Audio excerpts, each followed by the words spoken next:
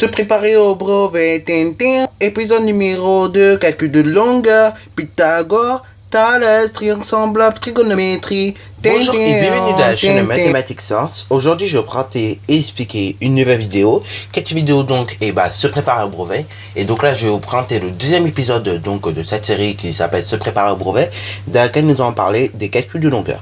Donc là, nous allons parler des calculs de longueur et plus précisément donc on va voir comment on peut utiliser le théorème de Pythagore, le théorème de Thalès, les triangles semblables ainsi que la trigonométrie. Et puis après, on verra éventuellement à la fin donc tout ce qui concerne les homothéties et puis tout plein de trucs en parallèle. Alors donc là cet exercice paraît très long également, il y a beaucoup de questions en même temps, donc je vais traiter question par question tranquillement. Donc cette vidéo risque d'être un peu longue, donc si vous suivez jusqu'au bout tant mieux, ok. Mais donc voilà, ne vous étonnez pas que la vidéo soit un peu longue, étant donné qu'il y a pas mal de questions à répondre, ok. Comme ça en même temps je vais pouvoir faire plein de trucs en parallèle. Donc là du coup on nous donne une figure. Et donc, à partir de cette figure, on nous demande un certain nombre d'informations. Première question de calculer la longueur OB. Deuxième question de montrer que AB vaut également 5,3 cm. En déduire la nature précise du triangle OAB. Prouver que les droites AB et MN sont parallèles. Calculer donc les longueurs ON et MN. Et également donc en déduire que OAB et OMN sont semblables. Puis ensuite, dernière question, tout simplement dire quelle est la transformation qui permet de passer de OAB à OMN. En déduire également le centre et le rapport, ok. Faut bien évidemment le préciser au cas où. Donc là, je vous laisse mettre la vidéo en pause pour répondre à cette question. Donc il y en a pas mal. Donc je te laisse le temps de le faire. Donc tu peux mettre la vidéo en pause tranquillement. Et nous allons corriger de suite parce que sinon la vidéo va déjà durer trop longtemps. Donc du coup, correction. Alors donc là, nous allons démarrer par la première question qui était de calculer la longueur OB. Donc là, vous voyez, pour calculer OB, on va pas pouvoir utiliser le théorème de Pythagore malheureusement. On aurait pu très bien, on a un angle droit. Et il suffirait juste de connaître de longueur et c'est bon. Mais malheureusement, on ne connaît pas de longueur, on n'en connaît qu'une. En revanche, on connaît une longueur et une mesure d'angle. Justement, quel est le truc en géométrie qui, à partir d'une longueur et d'un angle, permet de calculer éventuellement une autre longueur ou éventuellement un autre angle au cas où. Ce truc-là, ça s'appelle la trigonométrie. Et la trigonométrie, c'est un outil mathématique qui permet de relier dans le triangle rectangle. Et seulement dans le triangle rectangle, je me fâche si vous appliquez ça autre part, ok. Ça sert que dans le triangle rectangle, la trigonométrie. Et donc, c'est un outil qui permet de relier à la fois les longueurs donc des côtés aux mesures des angles, ok. C'est-à-dire, en gros, pour résumer, la trigonométrie, c'est un outil qui s'applique d'un triangle rectangle seulement, et je précise bien d'un triangle rectangle. Si vous l'appliquez ça autre part, ça va pas le faire. Et de deux, non seulement ça s'applique d'un triangle rectangle, et ça relie donc les longueurs avec les mesures d'angle. Donc là, un truc qu'il faut se souvenir en trigonométrie, c'est le moyen mnémotechnique SOHCAHTOA. Donc ça, tu peux le noter éventuellement sur un brouillon. SOHCAHTOA. En réalité, c'est trois rapports en trigonométrie, SOHCAHTOA. Sinus est égal à opposé sur hypoténuse. K, donc cosinus est égal à adjacent sur hypoténuse. Et tangente est égal à opposé sur adjacent.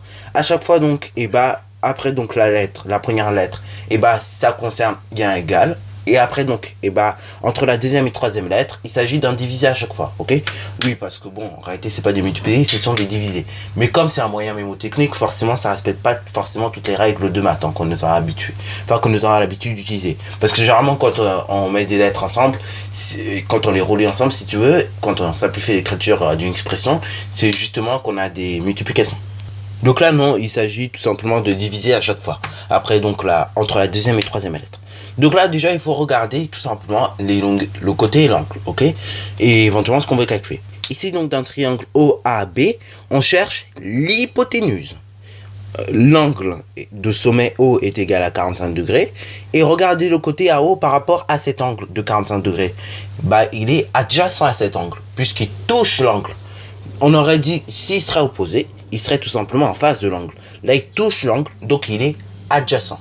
Alors là, petit moyen mnémotechnique pour vous rappeler de ça.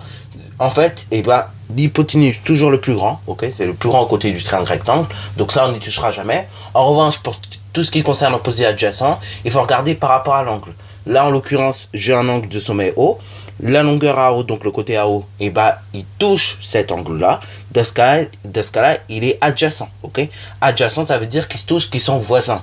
Donc là, la longueur AO, et bah, touche l'angle haut.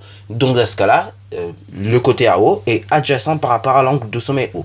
Dans ce cas-là, dans mon rapport, il y aura du adjacent sur hypoténuse, ok? Et adjacent sur hypoténuse, et bah, c'est le cosinus, ok? Donc du coup, on va écrire que cosinus, donc cos, est égal à adjacent sur hypoténuse. Donc là, au lieu d'écrire adjacent sur hypoténuse, on a un truc des mathématiciens à faire. C'est tout simplement qu'on met en fait les mesures des longueurs. Donc adjacent, ça correspond à la longueur OA.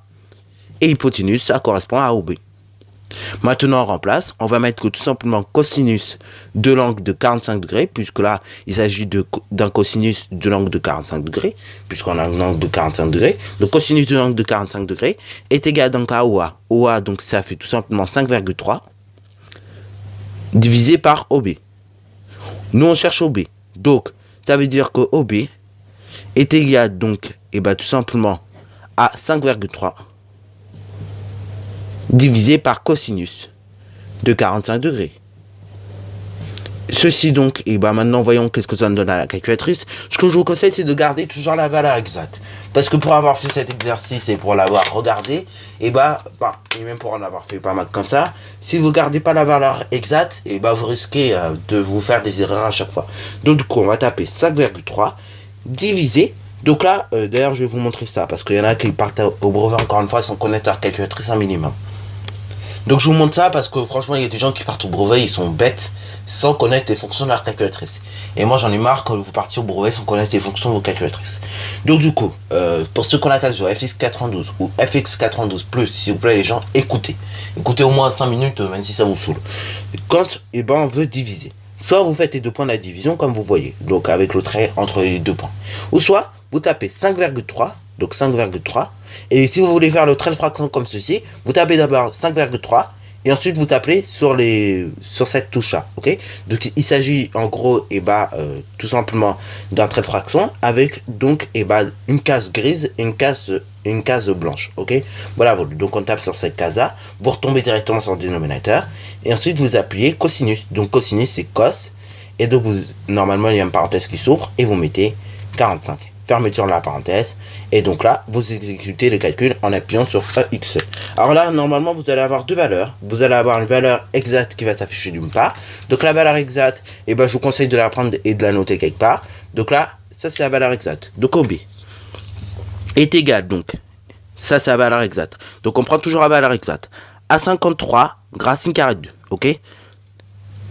Donc 53, racine carrée de 2, ok? Divisé par 10. Alors voilà, ça c'est la valeur exacte. Alors d'ailleurs, petite parenthèse, parce que justement, j'étais en train de regarder ça. D'ailleurs, quand vous avez ça sur votre calculatrice, en réalité, donc 53 racine carrée de 2 divisé par 10, c'est la même chose que 53 multiplié par racine carrée de 2 divisé par 10. Alors là, j'ai essayé de taper ce calcul à la calculatrice. Tout simplement, vous pouvez essayer, vous aurez du mal. Alors vous aurez du mal, mais après, bon, on peut bidouiller tout simplement pour y arriver, mais on aura du mal au premier coup, c'est-à-dire que vous ne pourrez pas taper de 53 multiplié par racine carrée de 2 tout de suite. C'est-à-dire qu'il faut taper 53 racine carrée de 2 divisé par 10, et après vous revenez en haut et vous mettez le multiplié. Et vous allez voir, la calculatrice en fait elle va simplifier. Et vous voyez que la calculatrice tout simplement, c'est une machine, et donc elle est amenée à simplifier ce genre d'expression. Donc là, quand vous voyez ce genre d'expression à la calculatrice, ne vous inquiétez pas, ne vous effrayez pas. Il s'agit de 53 multiplié, puisque là, c'est une calcul littéral. Enfin, pour la calculatrice, c'est comme si c'était une expression littérale. Dans ce cas-là, ici, on a multiplié, ok? C'est la même chose que si on mettait un multiplié. Voilà, multiplié par racine carrée de 2, et donc divisé par 10.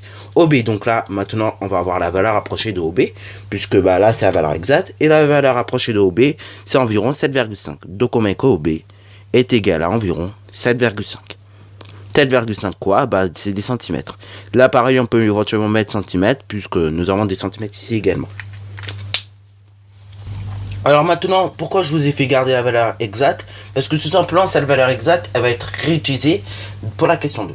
Question 2, donc on nous demande de montrer que la longueur AB est égale à 5,3 cm. Je vous raffiche la figure, vous allez comprendre tout de suite pourquoi. Donc là ici, vous voyez, on connaît donc maintenant la longueur OB qui fait environ 7,5 cm et sa valeur exacte qui est égale donc à 53 multiplié par racine carrée de 2 divisé par 10. Donc OB on la connaît. Maintenant il reste plus que la longueur AB et nous allons faire un triangle rectangle. Donc là, triangle rectangle, on connaît deux longueurs. Et donc, du coup, on peut appliquer le théorème de Pythagore. Qui nous dit quoi? Qui nous dit que tout simplement, OAB est un triangle rectangle. Donc, d'après le théorème de Pythagore, nous avons donc l'hypoténuse au carré, donc OB carré qui est égal à AB carré plus OA carré. On peut le noter. D'ailleurs, petite parenthèse, on précise en quel sommet le triangle rectangle, je ne l'ai pas dit tout à l'heure. Mais donc, on mettra également que le triangle OAB donc, est rectangle OA. Très important de le préciser parce que sinon vous perdez beaucoup de points comme ça. Donc OAB est rectangle OA. Donc d'après le théorème de Pythagore, on a OB carré qui est égal à OA carré plus AB carré. Soit, donc là on remplace. Donc soit quoi? Soit OB carré. Donc OB carré, qu'est-ce que nous en savons? C'est-à-dire, c'est quoi justement? Là, faut bien faire attention. Soit vous utilisez la valeur approchée et vous aurez un résultat approché, ce qui est logique, ou soit vous utilisez la valeur exacte et là vous avez plus de chances de tomber sur une valeur exacte. Moi ce que je vous conseille c'est de remettre la valeur exacte. Alors là il va falloir peut-être mettre des parenthèses parce que sinon le correcteur risque de rien comprendre. Dans ce cas là, on va réécrire le même quotient mais avec une parenthèse, ok? Donc là je réécris le quotient, donc soit tout simplement, donc là on met la parenthèse, soit 53 multiplié par racine carrée de 2. Donc divisé par 10, le tout, donc c'est pour ça que je me munis d'une parenthèse, le tout au carré. Ce qui est égal donc à OA carré. Donc OA carré, on a dit que ça faisait 5,3 au carré, plus AB carré, donc AB carré, pour l'instant je ne connais pas. Donc là maintenant on effectue le calcul. Donc on va mettre ce chiffre là, donc 53 multiplié par racine carrée de 2 divisé par 10, le tout au carré. Donc on va calculer ceci. Donc là, pareil, si vous avez eu déjà ceci, donc cette expression 53 multiplié par racine carrée de 2, donc divisé par 10, ce que vous faites, vous appuyez sur REP, arrêtez la calculatrice à enregistrer le nombre, et vous mettez tout simplement carré, en appuyant sur X exposant 2, et après, vous appuyez sur exécuter, et vous voyez qu'on tombe sur une valeur déjà plus juste, ok? Alors là, du coup, si vous n'aurez pas pris la peine de garder la valeur exacte, on serait tombé plus sur du 56,25, ok? Voilà. Donc autant vous dire, il y a quand même du décalage entre 56,18 et 56,25. Donc vous voyez l'intérêt quand même de garder la valeur exacte. Et ça a beaucoup joué par la suite, parce qu'après quand on va devoir chercher la troisième longueur, si on n'a pas gardé la valeur exacte, du coup on va avoir des problèmes. Et donc là, soit 56,18 qui est égal donc à 5,3 carré. Donc on tape 5,3 au carré. Donc là, pareil, on tape 5,3. Après, on appuie sur X exposant 2. Et après, vous appuyez sur exécuter. Voyons qu'est-ce que ça donne. Ça donne 28,09. Donc 28,09. Plus AB carré. Ce qui veut dire que AB carré est égal donc tout simplement à 56,18 moins, vous l'aurez compris, 28,09. Ensuite, tout simplement, vous appuyez 56,18, voilà, moins, donc, 28,09. Alors là, je vous préviens, au brevet, vous aurez droit à la calculatrice. C'est pour ça que je me fâche un petit peu après les gens qui savent pas utiliser les calculatrices dès maintenant. Parce qu'après, justement, si vous savez pas utiliser la calculatrice, vous allez avoir des gros problèmes au brevet. Pour ça que je vous montre un petit peu les calculatrices, par exemple, comment on s'en sert. Donc là, du coup, AB carré. Quand on regarde combien ça fait, donc 56,18 moins 28,09, ça fait tout simplement 28,09. Et 28,09, c'est bizarre, ça correspond à 5,3 au carré. Donc ce qui veut dire que maintenant on va mettre tout simplement qu'AB était en longueur, donc AB sera positif. Déjà on va indiquer ça. Alors là c'est pareil, c'est important d'indiquer. Alors oui au brevet vous allez me dire mais on n'a pas le temps, tu vas pas faire tu vas pas chipoter quoi, au brevet tu vas pas indiquer ça.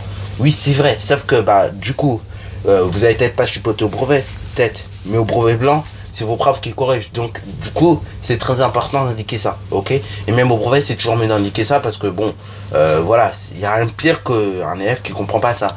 Et puis comme ça, moi, vous montrez au prof que vous avez compris un petit peu cette notion donc, de carré et de racine carrée. Donc, du coup, je disais donc que AB était en longueur, donc AB sera positif, indiquons-le. Ensuite, là maintenant vous avez le carré de AB1. Donc vous mettez que AB est égal donc à racine carrée de 28,9. Et donc, vérifions quand même à la calculatrice combien fait racine carrée de 28,09. Là, je vous dis, ça va donner une valeur exacte. Et ça va donner pile la valeur exacte souhaitée, ok? Parce qu'en réalité, 28,09, et bah, c'est carré de 5,3. Mais vérifions quand même à la calculatrice, voir qu'est-ce que ça donne. Bon, ça nous donne 53 dixièmes, ce qui veut dire 5,3, ok? 5,3 cm. Petite parenthèse aussi. Là, ça arrive nécessairement que vous tapiez des calculs, que vous obtenez ça. Dans ce cas-là, ce que vous faites, vous appuyez tout simplement sur SD et vous allez passer de la valeur donc en fraction à une valeur soit décimale, soit approchée, ou bien voilà, ok, soit une valeur décimale en tout cas, ou soit une valeur décimale approchée, ok. Donc vous appuyez sur SD pour passer d'une valeur fractionnaire, donc en fraction, à une valeur décimale, ok. Donc elle pourra soit être approchée ou soit tout simplement, elle sera donc égale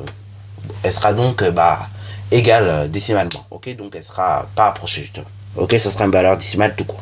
Bon, bah, vous voyez, AB, et bah, ça fait 5,3 cm. OA, pardon, ça fait également 5,3 cm. Donc, du coup, bah, voilà, nous avons réussi, donc, et bah, à montrer que AB égale 5,3 cm. Alors là, ne me disait pas de montrer que OA était égal à AB, ça on s'en fichait, ok. Donc bon, du coup je vais pas le mettre, mais donc pour la question 3 c'est important de dire, on nous demande d'en déduire la nature précise de OAB. Voilà, on va tout simplement expliquer que tout simplement OAB a un angle droit et deux côtés consécutifs égaux de même mesure, ou égaux tout simplement. Donc dans ce cas là, ce triangle est un triangle rectangle isocèle. C'est parti mon kiki. Voilà, donc on a mis que OAB a un angle droit, donc et de côtés consécutifs égaux, donc OAB est un triangle rectangle isocèle, et donc là on précise en quel sommet c'est toujours mieux en A, ok. Donc là bien évidemment on peut également préciser que l'angle droit est de sommet A, donc voilà. Donc OAB a un angle droit donc de sommet A et deux côtés consécutifs égaux, donc OAB est un triangle rectangle isocèle en A. Alors oui, ça existe, triangle rectangle isocèle. Donc pour expliquer rapidement quand même qu'est-ce que c'est, pour ceux qui ne savent pas, un triangle rectangle isocèle, on peut très bien le faire, et c'est un triangle qui a à la fois deux côtés consécutifs de même mesure, ou deux côtés de même longueur, mais également c'est un triangle qui possède un angle droit. Donc c'est pour ça que j'ai mis consécutif, parce que bon, ils se suivent quoi les côtés, ok. Alors on n'était pas spécialement obligé de mettre deux côtés consécutifs égaux, je vous l'avoue, mais bon, moi je l'ai mis pour faire tel plus beau, ok. Voilà. Question 4. On demande donc de prouver que AB est parallèle à MM. Alors là, vu la configuration que nous avons, ça se peut que par la suite, sans forcément donc, chipoter, on aura forcément à calculer des longueurs et qu'on sera amené à utiliser le théorème de Thalès. Bon, pour l'instant, je chipote pas, hein, je vous le dis pas spécialement, mais en tout cas, je suis sûr qu'après, on aura à calculer donc des longueurs avec Thalès. Donc, on nous demande de prouver que AB est parallèle à MN. Donc là, vous voyez, les droites AB et MN sont perpendiculaires toutes les deux à une même droite, AM, ok, ou OM. Bon, vous avez compris. Donc AB étant perpendiculaire à AM, ok, et MN étant perpendiculaire à tout simplement AM, et dans ce cas-là, ces droites étant perpendiculaires à MN, troisième, forcément elles sont parallèles entre elles, ok. Ça c'est une propriété vieille, c'est une propriété de sixième, qui nous dit que justement si vous avez deux droites qui sont perpendiculaires à MN, troisième, alors ces deux droites sont parallèles entre elles. Donc on peut le mettre. Donc là on va rédiger à la fraction classique, on sait que donc on sait que AB est perpendiculaire à AM, que MN est perpendiculaire à tout simplement AM, ok. On peut déjà indiquer ça. Donc du coup on a dit que on sait que AB est perpendiculaire à AM, que MN est perpendiculaire à AM. Or si deux droites sont perpendiculaires à MN troisième, alors ces deux droites sont parallèles entre elles. On peut le noter. Donc du coup, si deux droites sont perpendiculaires à une même troisième, alors dans ce cas-là, elles sont parallèles entre elles. Vous voyez, vu que vous avez deux droites perpendiculaires à une même troisième, alors ces deux droites sont parallèles entre elles, ok. Ce qui fait que, on peut conclure que la droite AB est bien parallèle à MN. Vous n'aurez pas eu ces deux droites qui seraient donc perpendiculaires à cette même troisième. Dans ce cas-là, ils n'auraient pas été parallèles. Voilà, tout simplement. Bon, maintenant, passons à la question 5. Donc, question 5, on demande de calculer ON et MN. Alors là, pareil, ça va être du théorème de Thalès. Donc là, bon, très facile, hein. On connaît plusieurs longueurs maintenant. Et donc, on nous demande de calculer encore deux. Donc, c'est parti, mon kiki. Donc, du coup, maintenant, théorème de Thalès, il faut se rappeler théorème de Thalès, il faut se rappeler d'un certain nombre de choses. Il faut se rappeler que notamment, il faut que vous ayez des points alignés d'une part et d'autre part. Et que vous ayez la condition la plus importante, des droites parallèles. Donc là, on va mettre tout simplement que OAM d'une part et OBN d'autre part sont alignés et que AB est parallèle à MN. Vous voyez que justement la question précédente nous a quand même servi à faire cette question. Donc vous voyez, bon, c'est vrai que bon, si vous n'avez pas fait cette question, c'est pas grave, puisque en réalité, le but c'était d'arriver à cette preuve-là, que AB est parallèle à MN. Donc si vous avez pas réussi à faire cette question, c'est pas grave. Vous pourrez tout de même calculer ON et MN, ça sera pas dérangeant. Juste que bon, vous ne serez pas arrivé à la preuve, quoi. Mais bon, vu que c'était marqué en clair d'énoncé de prouver ceci, donc que AB est parallèle à MN, et du coup, vous direz tout simplement qu'on admet que AB est parallèle à MN, et dans ce cas, vous pourrez faire vos calculs, ok? Et puis, après pour l'alignement, on voit tout de suite que les points sont alignés, ok? Donc on va mettre que OAM d'une part et OBN d'autre part sont alignés, AB et MN sont parallèles. Parti mon kiki. Donc OAM d'une part et OBN d'autre part sont alignés, AB est parallèle à MN, et donc d'après le théorème de Thalès, qu'est-ce qu'on a? On a une suite de rapports. Et donc là, cette suite de rapports, il faut l'écrire logiquement. Le but, c'est pas d'apprendre un cours, les gars. Le but en maths, c'est de comprendre la logique. Le but, c'est d'être logique. Donc là, vos rapports. C'est pas la peine de réciter du cours. Non, il faut comprendre la logique. Soit vous mettez au numérateur toutes les grandes mesures, et vous faites ça du début jusqu'à la fin, ou soit vous mettez au numérateur toutes les grandes mesures, enfin toutes les petites mesures, et vous faites inverse au dénominateur. Et inversion. Si vous avez mis des grandes mesures en haut, vous mettez des petites mesures en bas. Et si vous avez mis des petites mesures en haut, vous mettez les grandes en bas. Ok? Vous voyez la logique, parce que sinon, après, c'est plus logique. Et quand vous voulez vérifier que les trois quotients sont égaux, vous allez voir que non, c'est pas égaux, puisque vous avez mal mis vos rapports. Donc là, on va être logique. Donc là, je vais prendre ma figure pas trop loin, enfin, si je peux vous l'afficher. Donc là, non, je vais pas pouvoir vous l'afficher. Donc du coup, on va faire 100. Mais je vais quand même vous la montrer avant qu'on fasse n'importe quoi.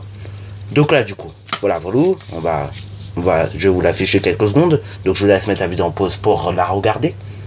Sur ce donc, c'est parti mon kiki. Vous l'avez vu normalement. Et donc là maintenant, on va tout simplement écrire les rapports. Donc là, au cas où si vous n'avez pas bien vu la figure, vous pouvez tout simplement mettre la vidéo en pause. Alors moi, j'ai choisi un truc, c'est de mettre les grandes mesures en haut. Chacun son soi, on peut mettre les petites mesures en haut. Mais en tout cas, si je mets les grandes mesures en haut, tout simplement, je mets les petites en bas. Vous avez compris la logique. Je prépare mes trois quotients, puisque tout simplement, en réalité, nous avons trois quotients. Donc, trois quotients. Donc, nous avons OB sur OA. Petit, grande, petite. Grand sur petit. Ensuite, deuxième triplet. Vous avez ON sur OM. Toujours même logique. On a une grande mesure. On en prend une petite à côté. Ensuite, au niveau des parallèles, pour le dernier rapport, il faut prendre les parallèles. Donc là, regardez, il faut toujours prendre la grande parallèle, puisque nous avons les grandes mesures en haut et les petites en bas. Donc la grande parallèle ici, c'est MN. Donc on met MN, pardon. On va y arriver. Sur AB. Et maintenant, on remplace. Soit, donc là maintenant, on remplace, comme je vous disais. Soit donc OB. Donc là, OB, est-ce que je connais? OB, nous avons dit tout à l'heure que c'était égal à une valeur approchée. Ok? Donc moi, j'ai pas envie de prendre des valeurs approchées. J'ai plutôt envie de prendre des valeurs exactes. Donc la valeur exacte de OB, c'était tout simplement, si on se rappelle bien, c'était 53 multiplié par racine carrée de 2 divisé par 10. Alors là, pourquoi j'ai fait ce choix? Parce que tout simplement, moi, j'aurais un résultat plus juste et plus cohérent. Et notamment, donc, plus précis. Parce que oui, si je mets des valeurs approchées, je vais avoir des problèmes, moi. Ok? Et sinon, ça va pas marcher tout simplement. Donc, 53 multiplié par racine carrée de 2 divisé par 10, c'est la valeur exacte. Et vous reprenez toujours les valeurs exactes. Sinon, ça ne marchera pas. Et sinon, vous aurez des gros problèmes, je vous le disais. Parce que moi, pour avoir testé un petit peu les jours avant, je vous ai dit, j'ai pris la valeur approchée. Sauf que le problème de la valeur approchée, après, vous faites des choses n'importe comment. Et donc, on arrive à du n'importe quoi. Donc là, le but, c'est d'arriver quand même à des choses quand même qui tiennent. Donc, du coup, 53 multiplié par racine carrée de 2 divisé par 10, qui est égal à OA, donc 5,3. Ce qui est égal donc à ON. Donc ON, est-ce que je connais? Non, je ne connais pas, c'est ce que je recherche. Donc je mets ON sur OM. Donc OM, oui, je connais, sauf que c'est marqué bizarrement. En réalité, donc OM, on va le noter quelque part. OM, c'est égal donc à tout simplement OA plus AM. Ce qui veut dire que OM est égal donc à 5,3 plus AM, donc 2,7. Ce qui veut dire que OM est égal donc, et ben on fait calcul, 7 et 3 ça fait 0, donc on met rien, plus 2 et 5 ça fait 7, plus 1, 8. Donc OM est égal à 8 cm. Alors là éventuellement vous pouvez faire ça, si vous êtes trop, si ça vous embête de trop par moment, donc vous pouvez faire ça. Donc là c'est égal à 8, tout simplement OM. Ensuite, MN, est-ce que je connais? Bah non, pour l'instant je connais pas MN, c'est la mesure que je dois calculer. Donc je mets MN sur AB. Bah AB on vient de le prouver il y a pas longtemps, ça fait 5,3. Voilà, voilà. Bon maintenant, et ben on remplace. Et donc là on met la mesure que l'on veut. Donc là on cherche ON. ON est égal donc à un produit en croix, lequel, et ben c'est égal tout simplement à 53 multiplié par racine carrée de 2 divisé par 10. Donc, d'abord, je vais écrire sur la forme d'une équation et après, vous allez comprendre. Donc, c'est égal au produit en croix. 53 multiplié par racine carrée de 2 divisé par 10, multiplié par 8, qui est égal donc à 5,3 multiplié par ON. Voilà. Ce qui veut dire que ON est égal donc à un gigantesque donc produit en croix qui peut faire peur éventuellement. Donc c'est égal donc à 53 multiplié par racine carrée de 2 divisé par 10 multiplié par 8 et donc divisé par 5,3. Effectuons donc le calcul de ON et donc là nous allons voir qu'est-ce que nous obtenons. Et donc là, bon, malheureusement, on tombe sur une valeur approchée. Donc, on va donner la valeur approchée, tout simplement au dixième. Donc, on tombe sur du 11,3137085. Donc, ceci s'arrondit à 11,3 environ. Donc, 11,3 cm. Donc là, bon, vous voyez, même si on prend des valeurs exactes, par moment, on peut tomber sur des valeurs approchées. Normal, on est sur du théorème de Thalès. Donc, par moment, ça arrive qu'on tombe sur des valeurs approchées. Dans ce cas-là, c'est pour ça qu'il faut rester sur des valeurs exactes, parce que sinon, vous voyez quand même comment on est piégé. Alors là, du coup, un conseil, n'utilisez pas la valeur approchée, sinon vous allez avoir du mal dans vos calculs. Donc là, malheureusement, on va être obligé d'utiliser la valeur exacte qui fait peur, parce que sinon, après, je vous dis, on va être perdu. Et après, sinon, on va avoir des gros problèmes. Donc du coup, maintenant, on recherche MN. Donc MN, c'est égal donc à 53 multiplié par racine carrée de 2, divisé par 10. Le tout, donc, on regarde. Le tout, donc, comment? Donc là, on a dit 5,3 multiplié par racine carrée de 53 multiplié par racine carrée de 2 divisé par 10 multiplié par 5,3 et divisé par 5,3. C'est parti mon kiki. Et là, vous allez voir, les 5,3 s'annulent. Parce que tout simplement, on multiplie par 5,3, on redivise par 5,3. Dans ce cas-là, ça s'annule. Donc là, on va écrire quand même le calcul et après, on va annuler déjà tout ce qui est inutile. Donc on va mettre 53 multiplié par racine carrée de 2, divisé par 10, multiplié donc par 5,3, comme nous avons dit, divisé par 5,3. Les 5,3 s'annulent, donc du coup, au total, donc 5,3, il s'annule, ce qui veut dire que Mn est égal donc en valeur exacte, tout simplement le produit qui fait peur, donc 53 multiplié par racine carrée de 2, divisé par 10, ce qui veut dire que Mn est égal, donc nous allons voir ça, donc à quoi c'est égal. Donc là c'est égal à une valeur approchée, environ donc 7,5. 7,5 quoi? Centimètres. Bon, donc là nous allons réaliser donc la question 7. Alors pourquoi la question 7 avant? Parce que tout simplement la question 7 nous être de support, étant donné que nous avons que des valeurs approchées pratiquement pour la question 5, et pour répondre à la question 6, ok? Donc on va répondre à la question 7 très rapidement. Donc on nous demande quelle est la transformation qui permet de passer du triangle OAB à OMN. Donc là ici pour passer du triangle OAB à OMN, c'est très simple, il s'agit d'une homothétie de centre haut et de rapport. Donc là le rapport, c'est pareil, ça se calcule. C'est pas un truc qui va se donner comme ça. Non, il va falloir le calculer. Donc là, pareil, il va falloir que l'on mette à chaque fois les grandes longueurs sur les petites longueurs. Alors là, je vous promets pas qu'on obtienne des choses exactes, puisque nous n'avons que des valeurs approchées. Donc on obtiendra un rapport approché. Donc déjà on va mettre que pour passer du triangle OAB à OMN, il s'agit d'une homothétie, de centre haut et de rapport. Donc là le rapport nous allons calculer. Donc le rapport c'est facile. Donc là on demande de passer de OAB à OMN, ce qui veut dire qu'il y a un agrandissement qui se fait, parce que le triangle OAB c'est le petit triangle, pour aller vers OMN qui est le grand triangle. Donc là ce qu'il va falloir faire, il va falloir à chaque fois mettre les grandes longueurs sur les petites. Donc là très simplement on va mettre donc chaque mesure de segment en gros ensemble. Donc là pour calculer le rapport, il va falloir que l'on fasse déjà tout simplement 8 divisé par 5,3 et voyons donc ce que ça nous donne. Donc on fait 8 divisé donc par 5,3. Donc là vous pouvez faire la calculatrice normale. Là moi je vais faire avec la calculatrice de mon téléphone comme vous pouvez le voir ici. Bon on obtient à peu près 1,50. Donc on va noter qu'en gros ça fait à peu près 1,5. Voilà. Ensuite donc on va faire un deuxième rapport. Donc qui est tout simplement environ 7,5, environ 11,3 sur 7,5. Ok, donc on fait 11,3 sur 7,5. Donc voyons qu'est-ce que ça donne. Ça donne à peu près 1,5 également. Ok. Alors là, oui, je vous dis c'est du à peu près parce que malheureusement vu que nous avons des valeurs approchées, on est obligé de calculer avec du à peu près. Ok. Et on est obligé de tout arrondir forcément. Donc là, le dernier rapport, il s'agit de 7,5 sur du 5,3. Donc on fait 7,5 sur 5,3. Ok. Alors là, ça se peut qu'on obtienne une valeur approchée. Voilà. Donc là, quand on effectue le dernier calcul 7,5. Donc quand on effectue 7,5 divisé par 5,3, malheureusement on n'obtient pas exactement 1,5, on obtient 11,41 en gros. Alors là évidemment vu qu'on a des valeurs approchées, forcément qu'on va obtenir des choses approchées puisque c'est pas exactement exact. Dans ce cas-là, du coup, on va admettre ici que le rapport est d'environ 1,5. Donc là, ça veut dire 1,5, c'est un arrondi. Voilà.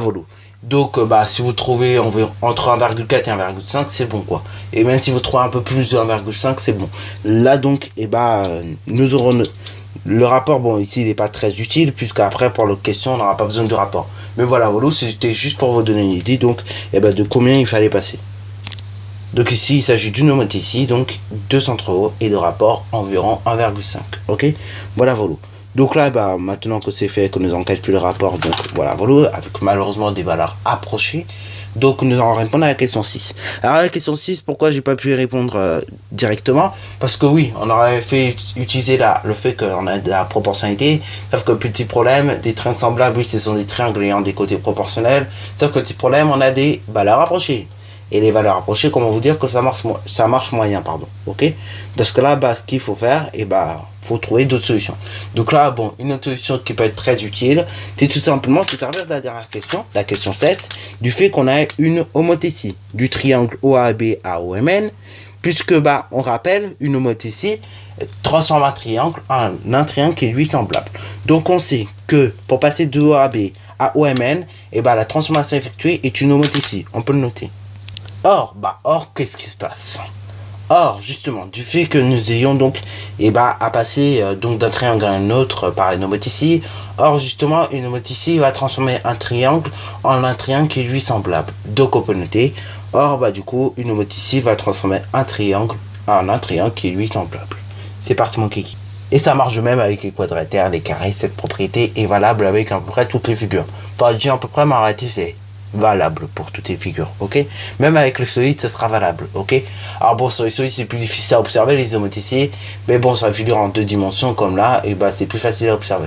Pour ça que en général, quand on parle d'homothétie, c'est rare qu'on vous parle d'homothétie en 3 dimensions, quoi. C'est rare qu'on vous fasse faire le fasse faire sur des perspectives.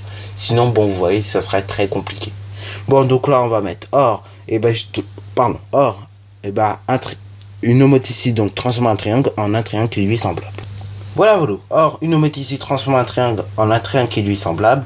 Donc, on peut conclure que OAB et OMN sont semblables, puisque ils ont subi une homothétie. Ok. Alors là, c'est pour ça que même si vous n'avez pas su très bien répondre à la question 6 directement, ce qui est normal, et que vous avez vraiment trop peur de la précision, vous pouvez éventuellement faire la 7 et après faire la 6. Vous voyez, on n'est pas obligé de traiter les questions dans l'ordre. Souvent on a trop tendance, habitude à traiter les questions dans l'ordre, et le problème c'est que par exemple ça peut frustrer. Ok, là bon, moi je vous ai donné comme modèle de ne pas traiter les questions dans l'ordre toujours. Voici un exemple, parce que par exemple la question d'après peut lier éventuellement la question d'avant. Bon, c'est rare là, ce que je viens de faire, c'est très rarissime, hein. Souvent c'est la question d'avant qui va aider pour celle d'après, mais pas à l'inverse. Donc là bon, c'est rare quoi, c'est juste pour vous montrer qu'on n'est pas obligé de faire les questions dans l'ordre. Bon, sur ce donc, c'est déjà la fin de cette vidéo qui est un petit peu très longue. Sur ce donc, si tu as bien aimé, n'hésite surtout pas à liker, à commenter. Et bonne réussite à toi en mathématiques et en sciences.